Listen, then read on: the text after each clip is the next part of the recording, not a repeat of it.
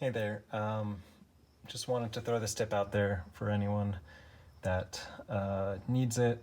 If you're searching YouTube for how to get the, I believe it's the rear transfer case cover off for a Subaru Outback, and specifically this is a 6-manual transmission, 2011 base 2.5 Outback, but I am attempting a center differential change, which requires getting this cover off. You can kind of see that I have the exhaust out, I have the drive shaft out already. Those are pretty well covered in other videos on how to do that, but I definitely recommend it. But actually getting the cover off, I wasn't able to find any videos that showed this specific 6-speed manual transmission. This is a 6-speed, whereas most videos are on 5 speeds. So anyways, this shows kind of the method that I was able to get the cover off. It actually came off pretty easy, maybe less than, I don't know, 30 minutes or so.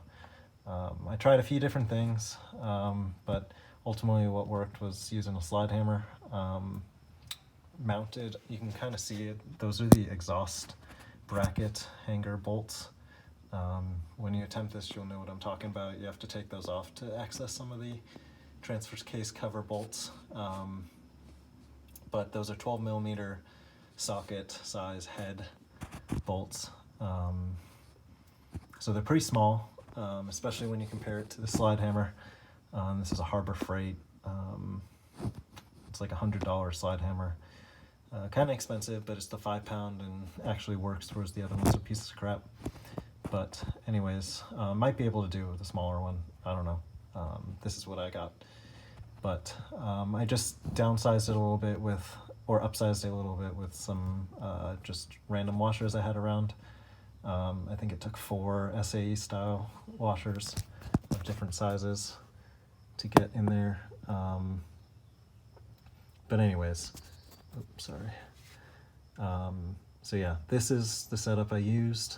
There's the thing with this transmission is there's no way to kind of tap backwards in the direction of pull that you need. So like the 5-speed, there's a bracket on the top that people were able to hit with like a socket extension and a hammer. This one doesn't have that. You just have that exhaust bracket, which has some isolator bushings, so you don't really want to hit that. So really your only option is to have something that can pull. I tried pry bar, I tried a few different things, but the slide hammer was kind of the last option, and it worked. So I think you can see I have, I think a hub bracket. It actually fits pretty well in there. Let me see if I can get a better lighting in here. But there's a 3-bolt pattern. One of them's not used. You can actually see the one that's not used in there. I didn't have a bolt for it, but if you did have a bolt, I believe it's the same bolt size.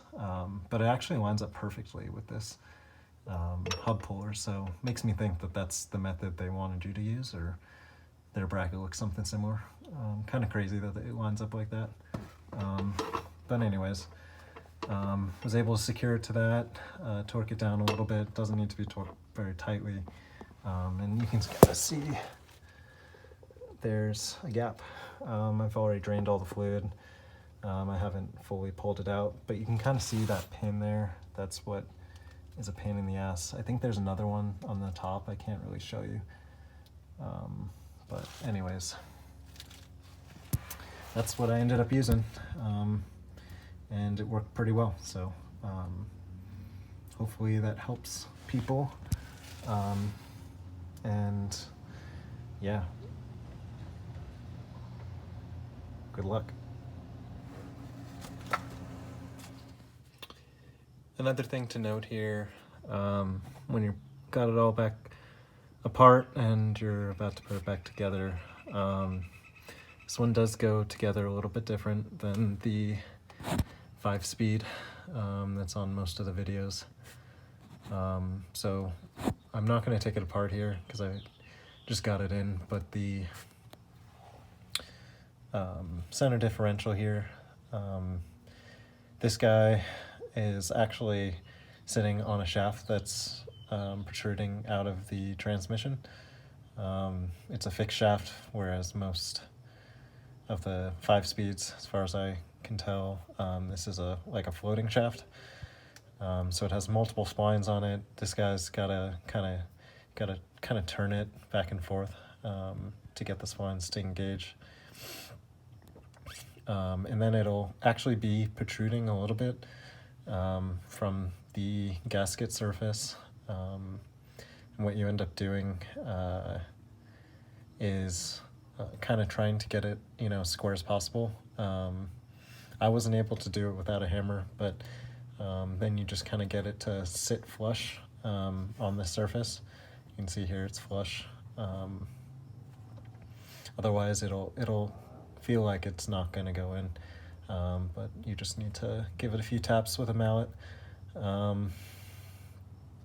The next thing to note here is that this shaft, the top shaft, I don't know what it's called, the one that goes out to the drive shaft here. This one, so it has a bearing on the end, a thrust bearing, and then the bearing here, and then the spline gears. So this interfaces with what's on the transfer case cover itself. So I don't know if it's good of lighting here, but interfaces with that gear there. So you gotta, the race, it goes into here. This is tapered, matches up with the tapered bearing on there, but what you need to do is get it to go in.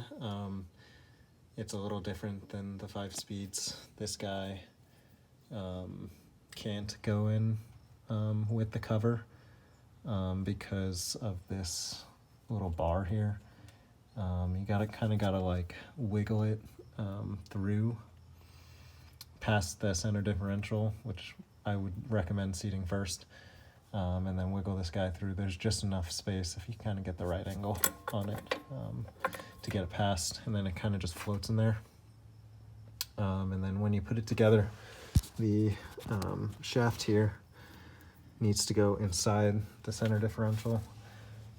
So it goes and lines up. There's a spline pattern. It's a little tricky to get it aligned because it'll be like half on. And then all you need to do is just rotate this guy. You should be able to get enough friction. It's pretty free rolling to actually rotate it and get it to line up with the center differential. And then once you get it all lined up well, this guy will be coming out through your prop shaft hole. And then, this guy's flush. This guy's flush, or not flush yet, but it'll be kind of with these pins aligned. There's one up here, it's fixed in the transmission itself, and then there's one that's in the cover. Those will be just about to engage, and if you do everything correct, you'll know that it needs to be ready to put on. So, of course, don't forget your gasket. I'm going to use Ultra Gray Permatex. Really is a pretty light coat, so make sure to clean with acetone IPA first, and then put that on. And I'd say practice at least once to make sure you got the sequence down so that you don't mess up your gasket. Allow it to dry and should be good to go.